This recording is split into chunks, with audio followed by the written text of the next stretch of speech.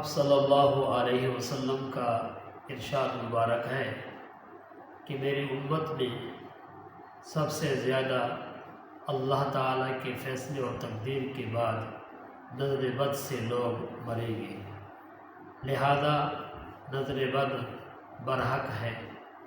اس وجہ سے نظر بد سے بچنے کے لیے جب کوئی آپ اچھی چیز دیکھیں جو دل کو بھانے والی ہو یا کسی چیز کی خوبی دیکھیں تو اس وقت یہ کلمات کہہ لینے چاہیے، ما شاء اللہ لا قوت الا باللہ۔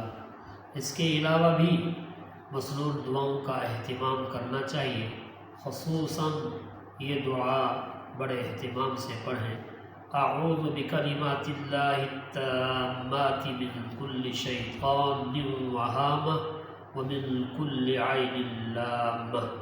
اس کے علاوہ سورۃ الفلق اور سورۃ الناس اور خصوصاً سورہ قلم کی آخری آیات، بسم اللہ الرحمن الرحیم، وَإِن يَكَادُ الَّذِينَ كَفَرُوا لَيُزْلِقُونَكَ بِأَبْصَارِهِمْ لَمَّا سَمِعُوا الذِّكْرَ وَيَقُولُونَ إِنَّهُ لَمَجْنُونٌ وَمَا هُوَ إِلَّا ذِكْرٌ لِلْعَالَمِينَ۔ نظر بد کے لیے انتہائی مجرب ہے۔